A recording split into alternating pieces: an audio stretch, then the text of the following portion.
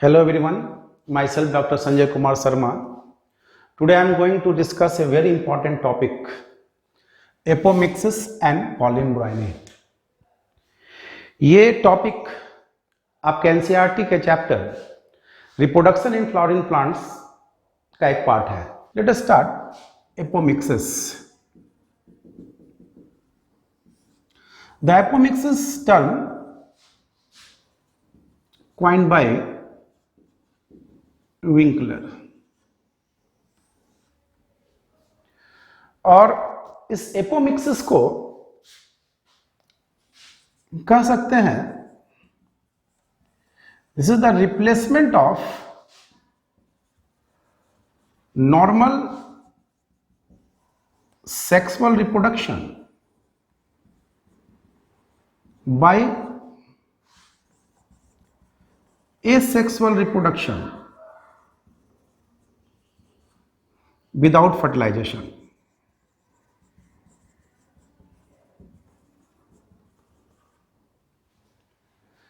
आप इसको कह सकते हैं replacement of normal sexual reproduction by asexual reproduction without fertilization. जबकि आपको पता है कि सेक्सुअल रिप्रोडक्शन का जो डेफिनेशन है, जो कंसेप्ट है कि sexual reproduction involves meiosis and fertilization, और यहां मियोसिस नहीं बोला जा रहा है, कह रहा विदाउट फर्टिलाइजेशन. या आप एनसीईआरटी का एक लाइन देखें कि production of seed without fertilization, वहां भी मियोसिस के बारे में कुछ नहीं कहा गया है. अब इसे समझने के लिए plant life cycle and alternation of generations का हम एक डायग्राम ड्रॉ करेंगे कि किसी भी सेक्सुअली रिप्रोड्यूसिंग प्लांट को दो डेवलपमेंटल फेज से गुजरना पड़ता है, या दो डेवलपमेंटल फेज से गुजरता है. First phase is the sporophyte. ये आप ऑलरेडी पढ़ चुके हैं, क्लास 11 में भी पढ़ चुके हैं. और स्पोरोफाइट जो फेज है वो डिप्लॉयड है. ये स्पोर प्रोड्यूसिंग जनरेशन है. स्पोर का फॉर्मेशन करेगा, लेकिन कैसे? तो मियोसिस के द्वारा. और स्पोर जो ये स्पोर्स है, माइक्रोस्पोर्स एंड मेगास्पोर्स, ये मियोसिस के बाद बना, इसलिए हैप्लॉइड होगा. और ये स्पोर जब जर्मिनेट करेगा तो एक मैच्योर गैमेटोफाइट फेज आएगा. This one is the mature gametophyte phase. Spore is the starting point of the gametophyte. आपका स्पोर से गैमेटोफाइट फेज शुरू हो गया, लेकिन ये मैच्योर गैमेटोफाइट है. मैच्योर अगर ये माइक्रोस्पोर है तो मेल गैमेटोफाइट, अगर ये मेगास्पोर्स है तो फीमेल गैमेटोफाइट. अब इस गैमेटोफाइट में मेल गैमेट और फीमेल गैमेट होगा. ये दोनों आपस में फ्यूजन होगा, that is fertilization, syngamy, that is called fertilization. तो ये जायगोट का फॉर्मेशन करेंगे, जायगोट डिप्लॉयड होगा. अब फर्टिलाइजेशन के पहले गैमेटोफाइट फेज था, और फर्टिलाइजेशन के बाद स्पोरोफाइट फेज है. Zygote is the starting point of the sporophyte. अब ये जायगोट फिर एम्ब्रियो बनाएगा, एम्ब्रियो से सीड और फ्रूट्स, और देन ये फिर मैच्योर स्पोरोफाइटिक प्लांट होगा. ये आप पढ़े हैं alternation of generation class 11th में. By using this alternation of generation we have to clear the apomixis. हमें apomixis को क्लियर करना है. अब आप स्टेटमेंट देखें कि कहता है production of seed without fertilization. Meiosis यहां साइलेंट है. तो एक केस हम लेते हैं कि मियोसिस होने देते हैं और फर्टिलाइजेशन नहीं करेंगे. मतलब हम मियोसिस करेंगे और गैमेटोफाइट फेज से, दैट मीन्स बाईपास कर देंगे फर्टिलाइजेशन को, और डायरेक्ट स्पोरोफाइट फेज में इंटर कर जाएंगे, तो हम उसके लिए टर्म यूज करेंगे एपोगेमी. हम इसको समझेंगे. यहां हमने बाईपास कर दिया किसको? फर्टिलाइजेशन को. ये जो एक जोर दिया जा रहा है कि फर्टिलाइजेशन नहीं होना चाहिए, फर्टिलाइजेशन नहीं होना चाहिए, मियोसिस पर जोर नहीं दिया जा रहा है. मियोसिस को साइलेंट रखा जा रहा है. तो ये मेरा पहला केस हुआ कि हम यहां से मियोसिस करके गैमेटोफाइट बनाएं, तो ये जो मेरा गैमेटोफाइट बनेगा वो हैप्लॉइड होगा, और फिर फर्टिलाइजेशन ना करें, बाईपास कर दें, तो सीधे हम स्पोरोफाइटिक फेज में इंटर कर जाएं, मतलब एम्ब्रियो का फॉर्मेशन करें विदाउट फर्टिलाइजेशन। अब यहां पर ये देखें कि स्पोरोफाइट फेज में प्लेस ऑफ मियोसिस आपका कहां है। तो आप पढ़े हो कि ये ovary, stigma and style, female reproductive part of the flower. ये जो फीमेल रिप्रोडक्टिव पार्ट है, ये this one is the ovary, इसके अंदर ओव्यूल है, ये ओव्यूल है, ये इंट्यूगमेंट्स हैं, और यह मास ऑफ सेल्स है जो न्यूक्लियस कहते हैं,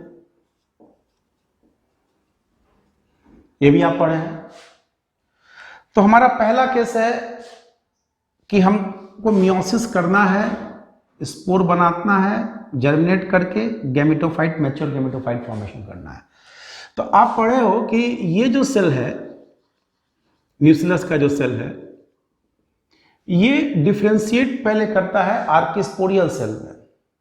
this cell selected for the meiosis, when this cell selected for the meiosis, अगर ये सेल सेलेक्टेड हो गया मियोसिस के लिए, डिप्लॉयड सेल है this cell, we start calling this cell megaspore mother cell, megaspore mother cell. और this megaspore mother cell undergoes meiosis. अब इसमें मियोसिस होगा, meiosis first and meiosis second, तो इट रिजल्ट्स 4 मेगास्पोर्स, चारों haploid होंगे, 3 degenerate, और एक सर्वाइव करता है, और 1 सर्वाइविंग मेगास्पोर ये कन्वर्ट हो जाएगा एम्ब्रियो सैक में, और इसमें 3 एंटीपोडल सेल, 2 सिनर्जिड्स, एक सेल। ये जो डायग्राम है, ये एक मैच्योर फीमेल गैमेटोफाइट है, that is called embryo sac. ये एक एम्ब्रियो सैक है, इसमें 2 सिनर्जिड्स हैं, ये एंटीपोडल सेल है, 2 पोलर न्यूक्लियाई है, दे ऑल आर हैप्लॉइड। क्योंकि आपने स्पोरोफाइट में मियोसिस किया है, तो स्पोरोफाइट, ये जो स्पोरोफाइट फेज है, ये जो सेल है न्यूक्लियस का, this one is the sporophyte cell है। अब ये cell, this cell selected for the meiosis, अब इसमें मियोसिस शुरू हुआ है, तो इस सेल को हम कहें मेगास्पोर मदर सेल। अब मेगास्पोर मदर सेल में मियोसिस हुआ तो 4, इट रिजल्ट्स 4 मेगास्पोर्स। अब एक 4 में से 3 डिजेनरेट कर गया, तो 1 सर्वाइविंग मेगास्पोर्स, जो एक सर्वाइव किया, यही एम्ब्रियो सैक का फॉर्मेशन किया, और ये एम्ब्रियो सैक ही मैच्योर फीमेल गैमेटोफाइट है। आपने यहां तक आप आ गए, हमने ये डेवलप कर लिया। नेक्स्ट पॉइंट है, पहला पॉइंट था कि मियोसिस तो हुआ, तो मियोसिस हुआ तो यहां तक हमने gametophyte structure, female gametophyte structure को डेवलप कर लिया। सेकेंड पॉइंट है कि फर्टिलाइजेशन नहीं होगा। यदि फर्टिलाइजेशन ना हो तो ये जो एग है, this egg directly develops into embryo without fertilization. ये हैप्लॉइड है, अगर विदाउट फर्टिलाइजेशन होगा तो ये भी क्या होगा, हैप्लॉइड होगा।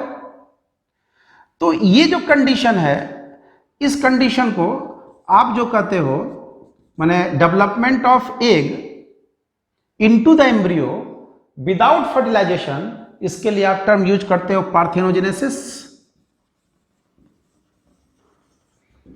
पार्थिनोजेनेसिस, और ये जो पार्थिनोजेनेसिस है, this parthenogenesis is called haploid parthenogenesis, क्योंकि हैप्लॉइड है, क्योंकि विदाउट फर्टिलाइजेशन डेवलप करेगा।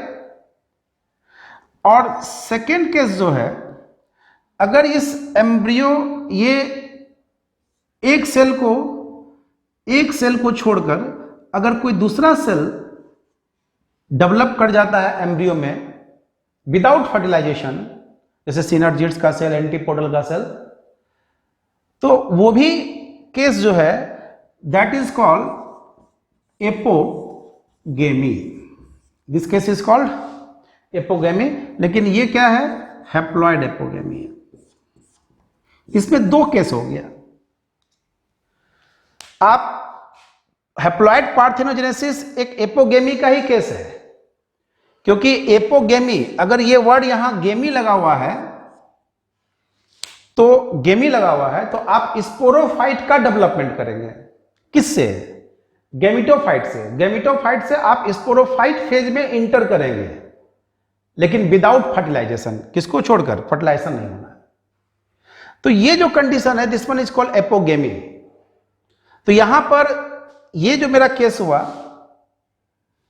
ये केस क्या हुआ कि आपने मियोसिस कर लिया, गैमेटोफाइट फेज बना लिया, ये गैमेटोफाइट फेज बन गया। अब इस एम्ब्रियो सैक से में आपको एम्ब्रियो डेवलप करना है, लेकिन विदाउट फर्टिलाइजेशन। यदि ये एग डेवलप कर जाए एम्ब्रियो में विदाउट फर्टिलाइजेशन, तो उसके लिए टर्म आपने कहा पार्थेनोजेनेसिस। चूंकि ये हैप्लॉइड सेल है, इसलिए हैप्लॉइड ही रह जाएगा, इसलिए आपने कहा haploid parthenogenesis.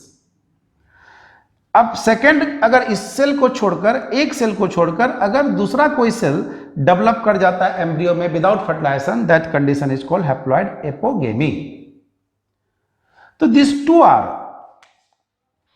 The case of non recurrent apomixis. This two are the case of non recurrent apomixis. हम इसको नॉन रिकरेंट क्यों कहें? क्योंकि अगर आपने एम्ब्रियो सैक बनाया भी है, अगर आपने बिना फर्टिलाइजेशन के एम्ब्रियो बनाया, स्पोरोफाइट फेज में एंटर किया है, तो अगले साइकिल में फिर मियोसिस नहीं हो सकता है, क्योंकि वो हैप्लॉइड है और हैप्लॉइड में मियोसिस नहीं होगा। इसीलिए इसको कहा गया non recurrent type of apomixis. इसलिए एपोमिक्सिस का मेन जो टाइप्स है, one type is non recurrent और second type is the recurrent apomixis. आज के इस वीडियो लेक्चर में मैंने आपको नॉन रिकरेंट एपोमिक्सिस का कंसेप्ट दिया। नेक्स्ट वीडियो लेक्चर जो इसी का पार्ट 2 होगा, उस वीडियो लेक्चर में हम लोग रिकरेंट एपोमिक्सिस और एडवेंटिव एम्ब्रियोनी को डिस्कस करेंगे। आप मेरे चैनल को सब्सक्राइब करें ताकि हमारे वीडियो की जानकारी आप तक पहुंचती रहे। See you in the next video.